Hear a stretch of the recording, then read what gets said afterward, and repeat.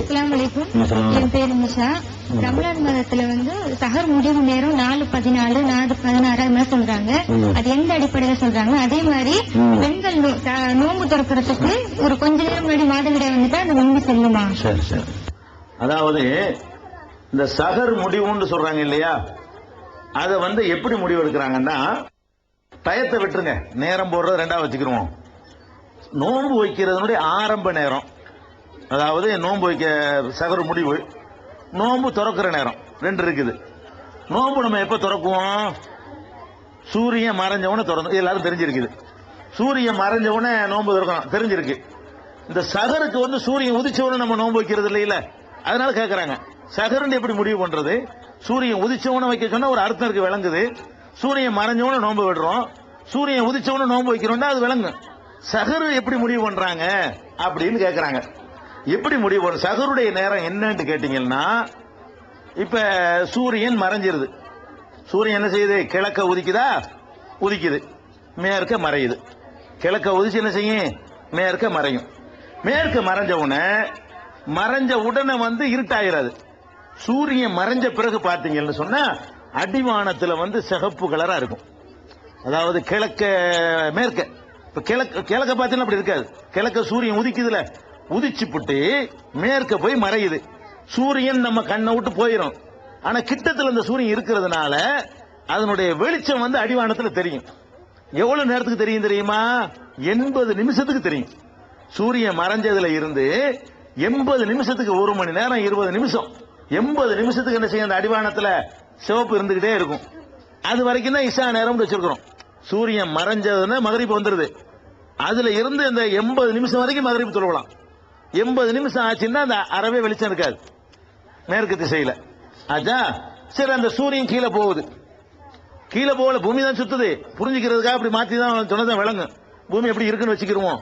இப்படி இருக்குது. இப்ப சூரியன் இப்படி மறைஞ்சிருச்சு. மறைஞ்ச சூரியன் இப்படி வந்துகிட்டே இருக்கு, நடுப்பகுதிக்கு வருது. இப்படி உதிக்க போகுதுல, உதிக்க போகும் பொழுது இங்கிட்டு வெளிச்சம் அடிக்காம, அதே மாதிரி உதிக்கும் போது வெளிச்சம் வர்றது சூரியனே வந்துடும். சூரியன் வருவதற்கு ஒரு 80 நிமிஷத்துக்கு முன்னாடி கிழக்கு வெளிச்சமா இருக்கும். கிழக்கு என்ன செய்யும்? வெளிச்சமா இருக்கும். கிழக்கு வெளுத்ததம்மான்லாம் படிக்கிறான்ல, கிழக்கு வெளுக்கும். விளங்குதா? கிழக்கு வெளுக்குதுன்னு என்ன அர்த்தம்னா, கிழக்கு திசையில சூரியனே காட்சி தர்றதுக்கு முன்னாடி சூரியன் நெருங்கி வந்திருக்கும். கீழே இருக்கும்போது வெளிச்சம் வராது. இது பூமி, இந்த இடத்துல சூரியன் இருக்குது, இங்க வெளிச்சம் தெரியாது. நம்ம இங்க இருக்கிறோம், சூரியன் இங்க போயிடுச்சுன்னா ராத்திரி 12 மணி. நமக்கு இந்த பக்கம் சமமா தான் இருக்கும்.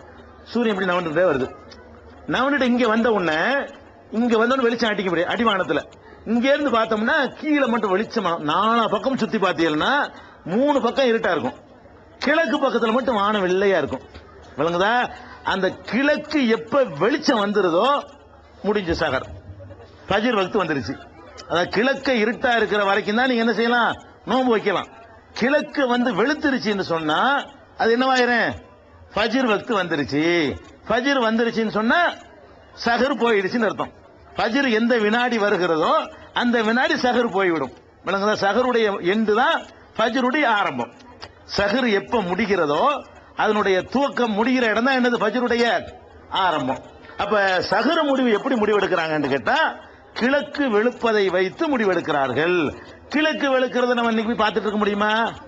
மேல ஏறிக்கிட்ட மெட்ராஸ் மாதிரி இடத்துல கிழக்கு வெளுக்கிறது பார்க்க இயலாது. கிராமங்கள்ல பார்க்கலாம்.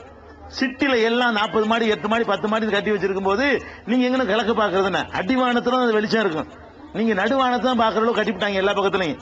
அது முடியாது. 8 மாடி எல்ஐசில ஏறி வேண்டாம் நீங்க பார்க்கலாம். அதை தவிர வேற எங்க இருந்து பார்த்தாலும் நீங்க அடிவானத்தை என்ன செய்ய முடியாது. நமக்கு மெட்ராஸ் எல்லாம் பார்க்க இயலாது. அதுக்காக என்ன பண்ணிட்டாங்கன்னா, அந்த கிழக்கு எப்ப வெளுக்கும் அப்படிங்கறத கணக்கு போட்டு, இந்த அன்னைக்கு இத்தனை மணிக்கு தான் வெளுக்கும், இந்த அன்னைக்கு இத்தனை மணிக்கு தான் வெளுக்குன்னு கணக்கு போட்டு உங்களுக்கு அதை சொல்றாங்க. அது சிம்பிள் கணக்குல நீங்க போடுறதா இருந்தா சூரியன் எத்தனைக்கு உதிக்குதோ -80 நிமிஷம் பண்ணினீங்கன்னா வந்துடும். அவ்வளவுதான். சூரியன் கிழக்கு வெளுத்து ஒரு 80 நிமிஷத்துக்கு பிறகு சூரியன் உதிக்கும். கிழக்க வெளுக்க ஆரம்பிச்சு ஒரு 80 நிமிஷத்துக்கு பிறகு உதிக்க ஆரம்பிக்கும். அது கணக்கு பண்ணி இன்னைக்கு சொல்லிட்டு போயிடுறாங்க. அதான் விஷயம். சூரியன் மறைஞ்சவன தான் நோன்பு திறக்கணும். 5 நிமிஷம் இருக்கும்போது மாதவிடாய் வந்துருச்சு என்ன செய்யணும்னு கேட்டாங்க. அந்த கேள்வியில மாதவிடாய் வந்தா நோன்பு முடிஞ்சு போயிரும்ல. 5 நிமிஷம் தான் இருக்குது, அதுக்குள்ள மாதவிடாய் வந்துருச்சுன்னா என்னன்னு கேட்டாங்க. அது கலா செய்யணும். நோன்பு இல்ல தானே, நோன்புன்னா அது வரைக்கும் இருந்தா தானே அந்த நோன்பு செல்லாதுன்னு அர்த்தம். அதுக்காக குற்றம் வராது. அவங்களுக்கு அந்த ரமலான் முடிஞ்ச பிறகு என்ன செய்யணும், கலா செய்யும் பொழுது அந்த ஒரு நோன்பையும் கணக்குல வைத்துக் கொண்டு கலா செஞ்சுக்கிற வேண்டியதான். அது ரொம்ப சிம்பிளான ஒரு மேட்டர்.